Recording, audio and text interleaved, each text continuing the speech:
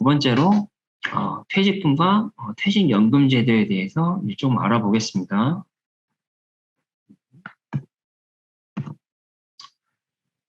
그 퇴직급여 제도의 종류에 대해서 알아보면 일반적으로 우리가 말하는 법정 퇴직금, 그 퇴직금 제도가 있고, 그 요새 이제 퇴직연금이라고 이제 많이들 이제 그 제도 가입을 많이 하잖아요. 뭐 사업장에서도 실시도 많이 하고 있고, 이 퇴직연금도 이제 종류가 있어요.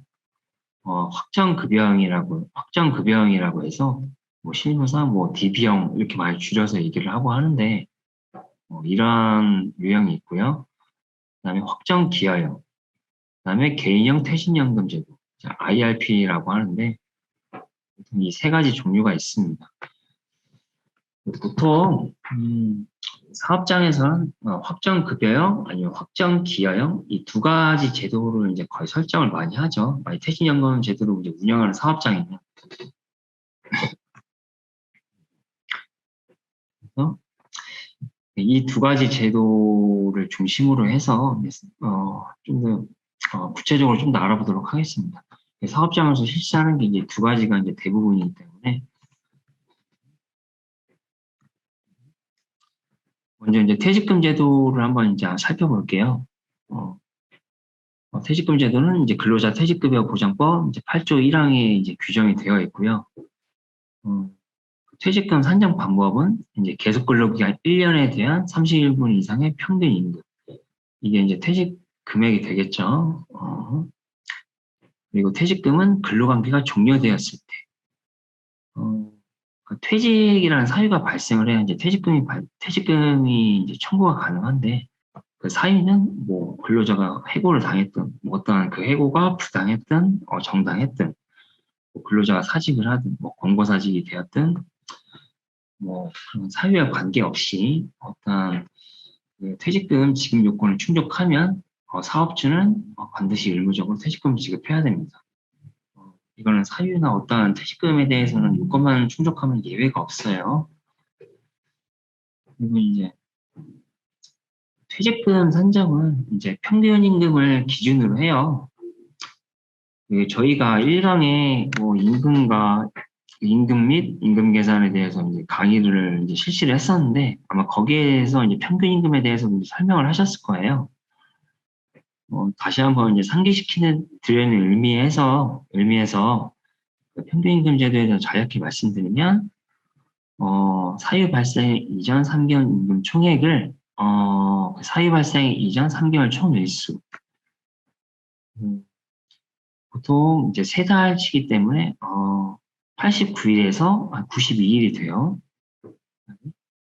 여기서 이제 사유 발생일은 이제 퇴직일이 되겠죠.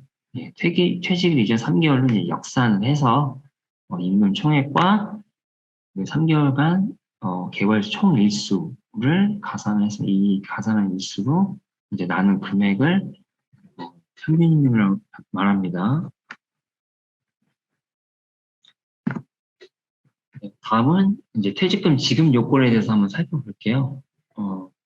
퇴직금을 받을 수 있으려면 어떤 이제 요건을 이제 갖춰야 되는데, 퇴직금을 이제 청구가 가능하냐면, 이제 근로기준법상 근로자, 이제 노동자에 이제 해당을 해야 이제 퇴직금 제도가 적용이 돼요.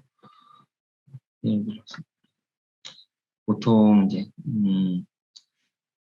약간 이제 뭐 골프장 캐디분들이라든지 아니면 특수고용직이라고 불리는 이제 그런 분들 같은 경우에는 이제 배달 노동자 이런 분들 같은 경우는 이제 좀 근로기준법에서 규정하는 이제 근로자성이 좀 부정되는 경우가 많아요. 그런 분들 같은 경우에는 뭐 몇 년을 뭐 장기 근속을 하셨더라도 퇴직금 제도 적용을 못 받습니다. 그다음에 계속 근로기간 1년 이상이 되어야 되는데요. 1년이란 게 동일한 회사, 동일한 사용자와의 이제 근로관계가 이제 1년 이상이 되어야 이제 충족이 됩니다. 보통 이제 용역업체 변경을 하거나 하면은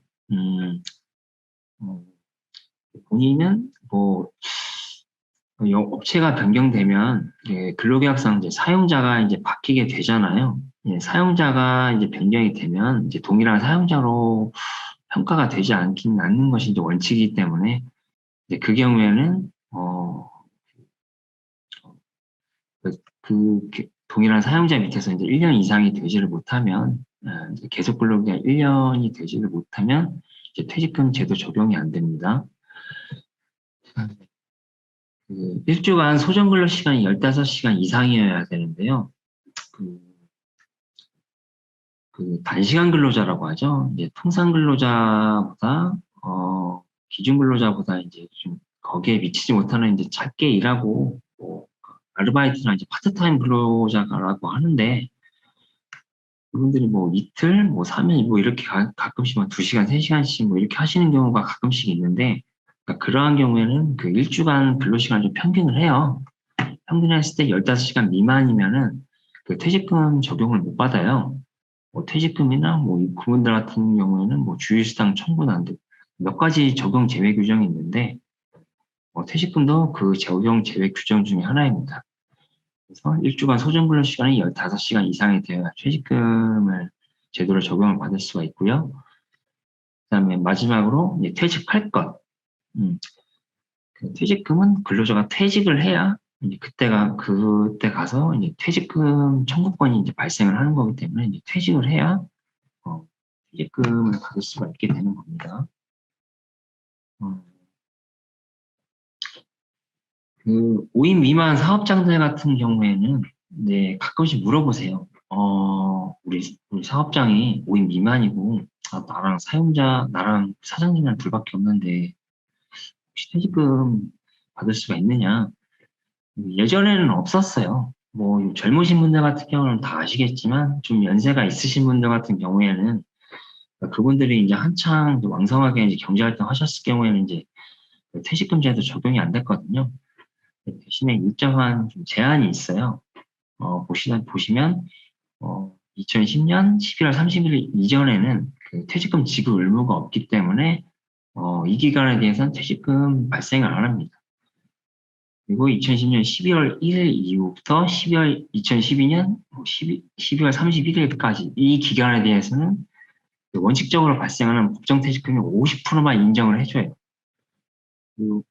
그리고 2013년 1월 이후에 뭐 입사하시거나 아니면 이 이후에도 계속 고용돼서 쭉 근무하신 경우에는 이 기간 이후부터 법정퇴직금의 100%다 지급이 됩니다. 일반적인 퇴직금을 다 받으실 수가 있는 거예요.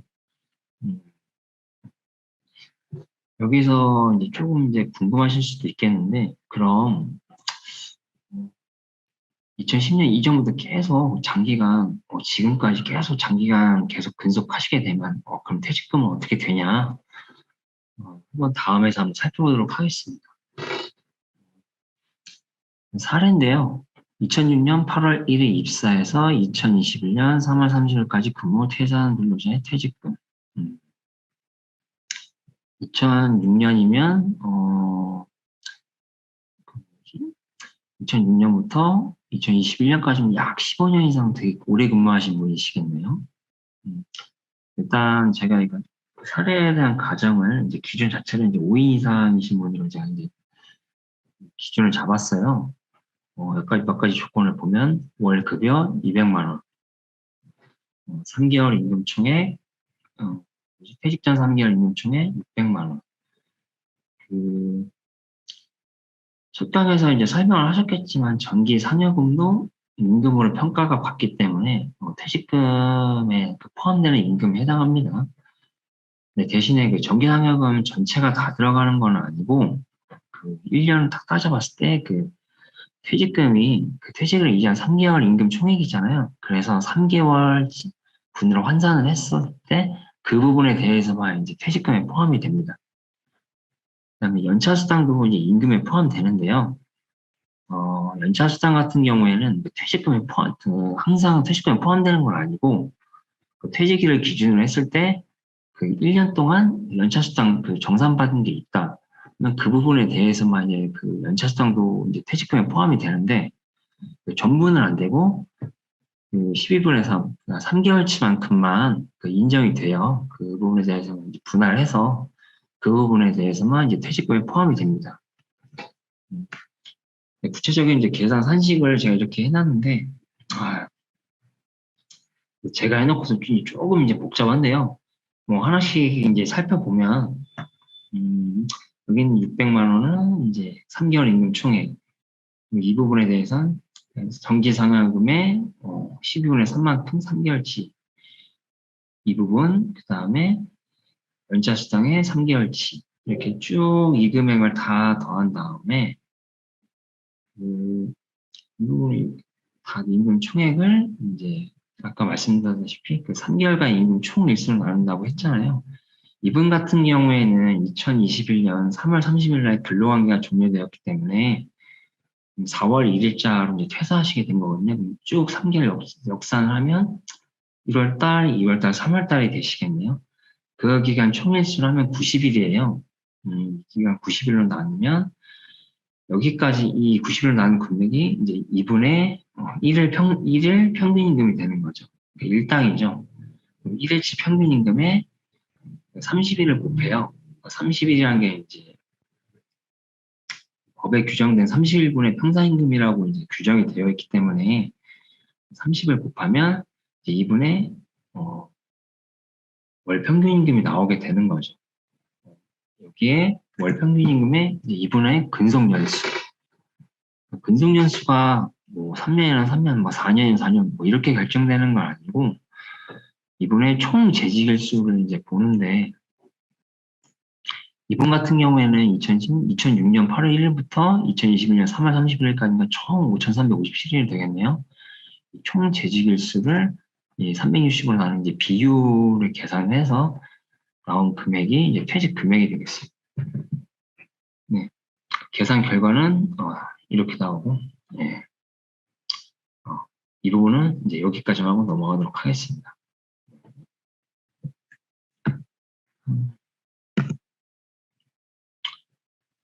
자, 원칙적으로 아까 말씀드렸는데 그 퇴직금은 이분이 완전히 퇴직 시에 이제 퇴직금 청구권이 발생하고 그때 퇴직금을 청구할 수 있다라고 되어 있는데 몇 가지 이제 예외 사유가 있어요. 네, 그걸 이제 퇴직금 중간정산이라고 하는데 그 법에는 근로자 퇴직금 보장법에는 이제 중간정산에 허용되는 사유가 몇 개를 이렇게 쭉 열거를 해놨거든요. 그 부분에 대해서 좀 살펴보면 주택구입 등 대통령령 시행령을 정하는 사유로 근로자가 요구하면 근로자가 퇴직하기 전에 퇴직금을 미리 정산하여 지급할 수가 있다.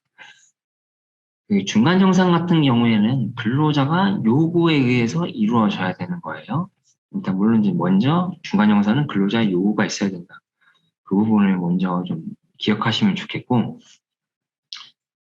밑에 요건 보시면 그 주택구입이나 아니면 뭐 전세금이나 아니면 담보금 대출 한번 근로자분이 뭐 갑자기 이제 크게 이제 좀 목돈 들어갈 일이 있을 경우에 뭐 그런 경우에 한해서 중간 정산을 인정을 해주는 겁니다. 뭐 시행령 3조에 이제 규정이 이렇게 되어 있는데 몇 가지 사유가 이제 열거적으로 이렇게 쭉 규정이 되어 있어요. 그리고 이제 마지막으로 이제 사용자의 승낙인데 그 근로자가 요구한다고 해서 사용자가 중간 정산을 해줄 그 의무는 없거든요. 아직 근로관계가 이제 끝난 게 아니기 때문에. 이제 그러니까 승낙 여부는 이제 사용자의 기본적으로 이제 사용자의 제장 사항이긴 합니다. 뭐 사용자가 여기에 대해서 거부한다고 해서 뭐 부당하다고 할 수는 없어요. 네. 근데 여기서 이제 주의하셔야 될 게 가끔 이제 보면 근로자의 요구 없이 사용자가 일방적으로 아니면 뭐 취업규칙 규정이나 이런 걸 해서 1년마다 이제 중간 정산을 실시한다고 이렇게 규정을 해놓는 경우가 있는데 근로자분이 뭐 거기에 대해서 뭐 개별적으로 동의를 했다든가 뭐 결로 계약에서 미리 명시를 했다든가 이런 경우는 구체적으로 따져봐야겠지만 그런 경우는 모르겠는데 일방적으로 이제 1년씩 막 중간 정산하는 경우가 있어요. 그거는 원칙적으로는 이제 법에서 허용하는 중간 정산은 아닙니다.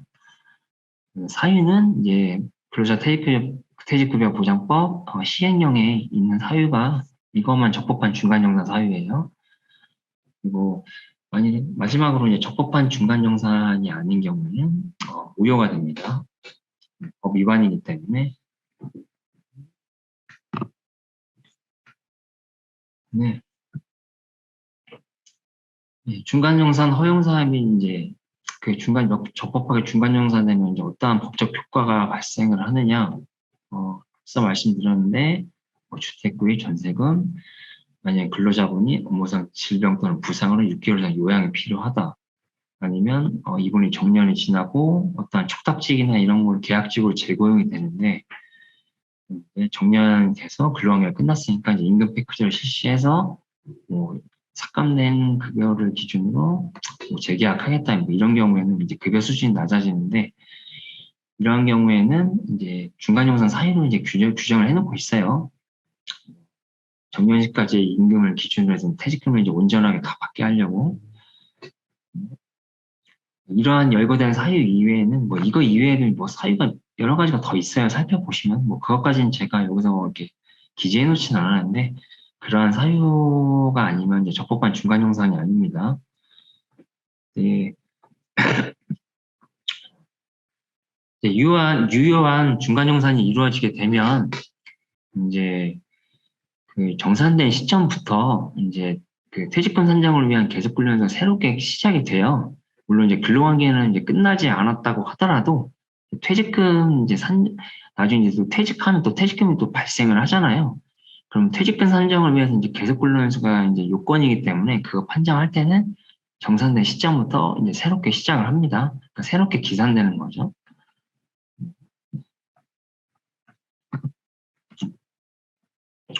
그리고 몇 가지 이제 퇴직금 관련해서 이제 좀 문제가 되는 경우가 있어요. 뭐 재직 아직 근로관계가 끝나지 않은 퇴직 당시에 뭐 퇴직금 포기해라. 뭐 퇴직금 안 줄 테니까 그냥 퇴직금 안 준 대신 임금 좀 더 줄게.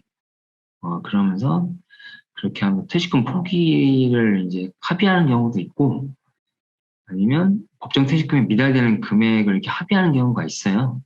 이거는 아까도 말씀드렸다시피 그 퇴직금은 근로자가 퇴직해야 발생하는 거기 때문에 재직 당시에 이렇게 하는 건 그 퇴직금을 이제 발생하지도 않은 권리에 대해서 미리 포기를 하는 거기 때문에 이러한 포기나 포기합의나 아니면 그러한 미달되는 금액에 대한 합의는 이제 무효입니다.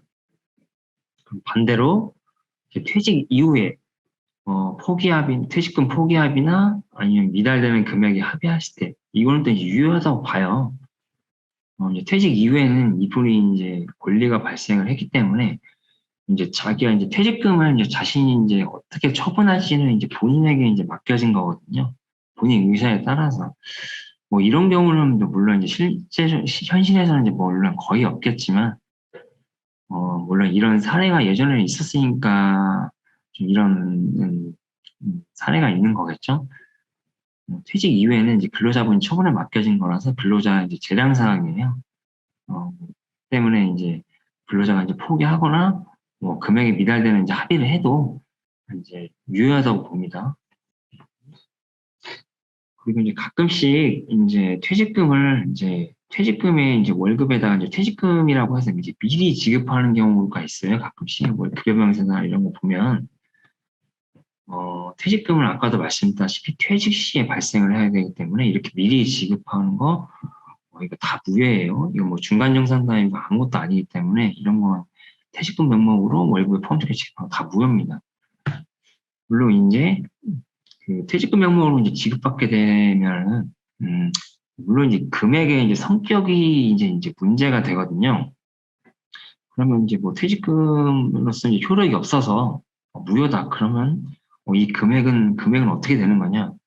이제 금액 같은 경우는 이제 어떠한 원인도 없이 이제 지급받은 거기 때문에 이제 보통 이제 민사적으로는 이제 부당이득이라고 판단이 돼요. 그럼 부당이득으로 이제 판단이 되면 이제 이거 뭐 사용자는 부당이득 반환 청구권이 있고 근로자는 이제 반환해야 될 의무가 발생을 해요. 때문에 이제 부당이득으로서 이제 사용자가 이제 부당이득으로서 돌려달라 이렇게 청구를 하게 되면 이제 근로자 입장에서는 이제 돌려줄 수밖에 없는 그런 이제 그런 이제 상황이 되는 거죠. 네. 그리고 퇴직금은 퇴직일로부터 3년 이내에 청구가 가능합니다. 퇴직금도 이제 임금이기 때문에 보통 임금채권 소멸시효가 이제 3년이거든요. 퇴직금도 똑같이 소멸시효 3년의 기간의 제한을 받습니다. 이제 다음은 이제 퇴직연금제도인데요. 퇴직연금은 어떤 이제 근로자의 노후생활 보장이나 아니면 영세사업장들 같은 경우는 이제 퇴직금 체불이 굉장히 많거든요.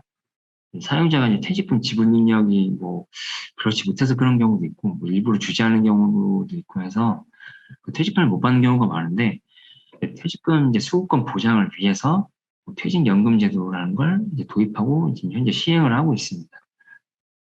연금제도의 이제 특징은 이제 퇴직금은 이제 회사가 직접 이제 자기가 산정을 해서 이제 직접 자기가 주는 거잖아요. 근데 연금은 회사가 이제 근로자한테 지급해야 될 퇴직금을 그 회사가 아닌 뭐 일반적인 뭐 은행 아니면 무슨 투자 회사, 뭐 보험 무슨 금융보험 회사 이런 이제 금융회사에 이런 퇴직연금 사업자라고 해서 여기에 이제 금융기관에 이제 일정 부분 퇴직금을 적립하도록 하면서 실시되는 제도입니다. 사용자가 이제 퇴직금 부담 의무는 지되 이제 이 금액을 이제 외부에 위탁하거나 이제 적립하도록 하는 거죠. 그러면서 이제 수급권을 이제 보장하도록 하는 거예요. 퇴직금 제도, 연금 제도 같은 경우는 뭐 기업이 아니면 사용자가 자신의 책임에 운영할 수도 있고 아니면 근로자가 아니면 자신의 책임하에 운영하여 운영할 수도 있고요. 뭐 운영하거나 아니면 뭐 중도 인출이라든지 뭐 그러한 결정을 할 수도 있고요.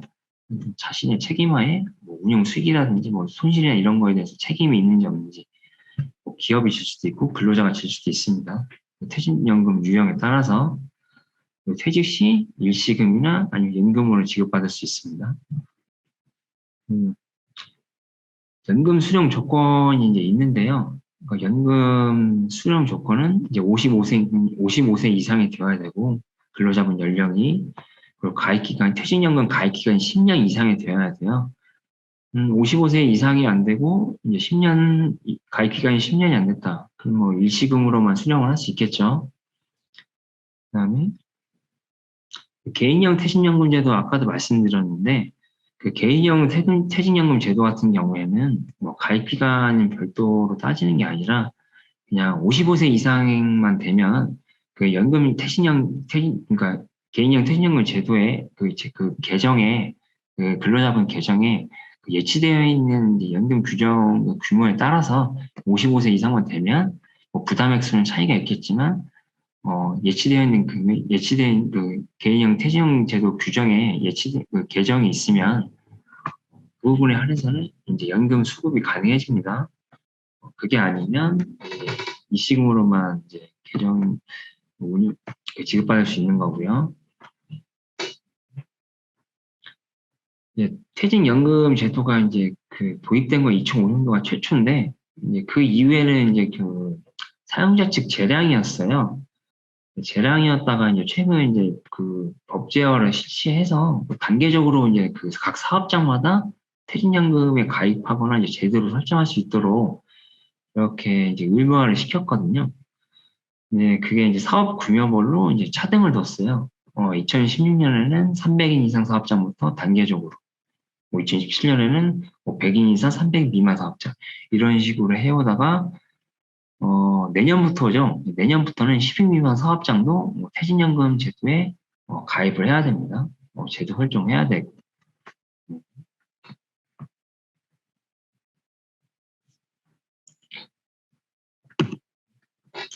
네, 다음은 이제 퇴직연금 제도인데요. 그 확정급여형 제도와 확정기여형 제도가 있습니다. 그 회사에서 주로 제일 많이 실질적으로 운영을 많이 하고 있는 게 딱 두 가지예요. 예. 확정급여형, 확정기여형. 먼저 이제 그 개념부터 살펴보시면 확정급여형은 이제 근로자가 받을 급여의 수준이 사전에 결정되어 있는 제도. 확정기여형은 그러니까 그 퇴직금 지급을 위해서 사용자가 부담할 금액은 이제 결정되어 있는데 이제 그때마다 이제 부담금 수준이 이제 조금씩 달라요. 근로자분이 추가로 부담할 수가 있고 달라질 수도 있기 때문에 그렇게 운영되는 제도가 확정 기여형 제도입니다.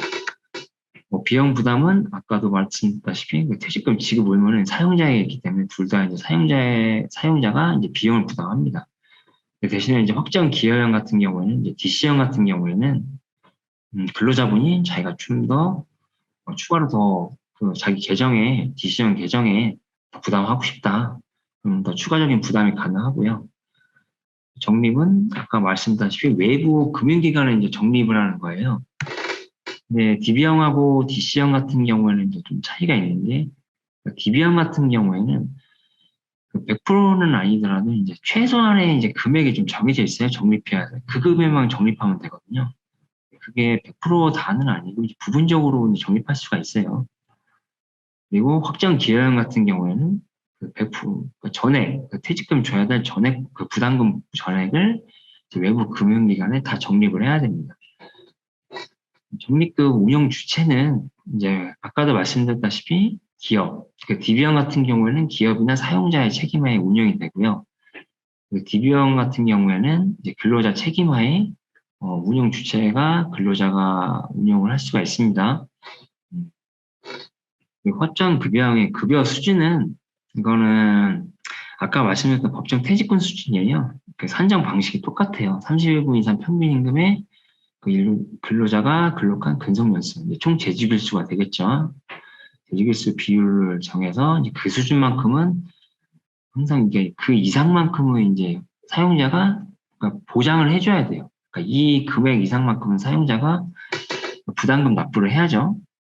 그다음에 확정 기여형 같은 경우는 이제 최소한의 부담금만 이제 결정되어 있다고 했잖아요. 확정 기여형은 그 금액 이상만 되면 이제 사용자로서의 의무를 다한 거기 때문에 근데 이제 기여형 같은 경우에는 이제 근로자가 이제 운영을 해요. 자신이 운영을 하고 어디에 투자할지 뭐 어디다 뭐 예치를 시킬지 이런 걸 다 근로자가 이제 의사결정을 하기 때문에 그 책임도 그 거기에 대한 이제 위험 부담이라는 책임도 근로자가 이제 갖게 되는 거거든요. 그렇기 때문에 이제 뭐 근로자가 또 투자했는데 더 잘 됐다. 그럼 이제 받을 수 있는 급여 수준이 더 올라가겠죠. 근데 만약에 손실이 발생했다. 그 부분에 대해서는 이제 온전히 근로자 책임이기 때문에 결국 결과에 따라 법정 퇴직금보다 더 많을 수도 있고 아니면 더 적어질 수도 있습니다. 그게 이제 확정기여형, 이제 DC형 퇴직연금 제도의 특징이에요. 그리고 중간정산에 관해서도 이제 그 두 개의 제도가 좀 차이가 좀 있어요. 그 중상금 정산 사유는 뭐 보통 이제 그 퇴직연금 규약이나 이런 게 정해져 있는데 아까 말씀드렸던 이제 법정퇴직금 중간정산 사유하고 좀 유사한 부분이 좀 많아요. 다른 것도 좀 있긴 하지만 보시면 이제 중간정산이 되냐 안 되냐를 보시면 확정급여형 같은 경우는 중간정산이 안 돼요. 원칙적으로는 불가인데 이제 일정한 요건에 이제 담보대출을 제가 써놨는데 이거죠. DB형 계정에 들어가 있는 급여 그 계정을 그 담보로 해서 그러니까 급여 퇴직금을 담보로 해서 일정한 담보로 잡아서 이제 대출을 받을 수가 있는 거죠. 딱 거기까지만 가능하거든요. 확정 기여형 같은 경우에는 아까 말씀드렸다시피 중간정산 사유가 되고 어떤 일정한 요건이 갖춰지면 중도인출이 가능합니다. 이거는 아무래도 운영 주체나 아니면 급여 수준에 관해서 이제 근로자 본인이 온전히 책임지는 거기 때문에 중간정산에 대해서도 이제 근로자한테 어떤 자유의사가 좀 있는 것 같아요.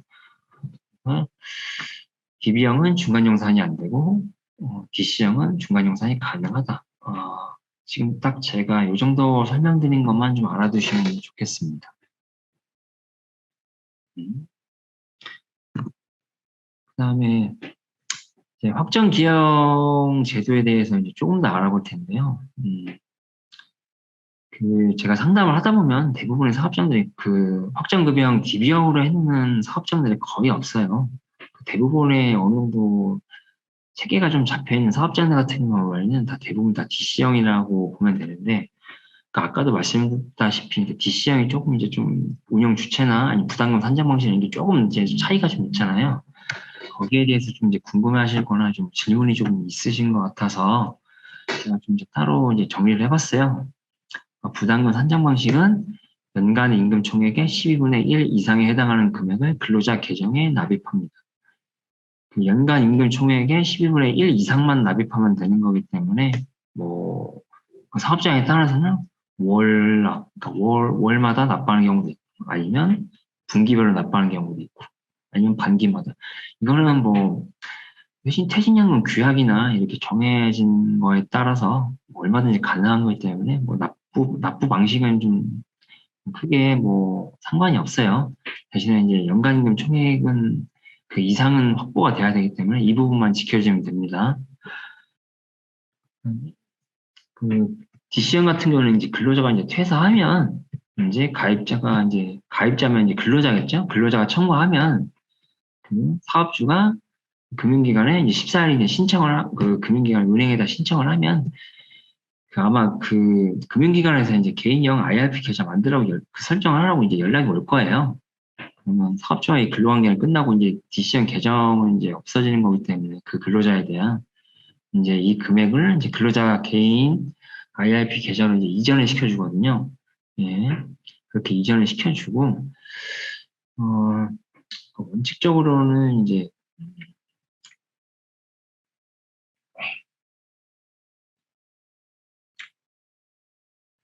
죄송합니다.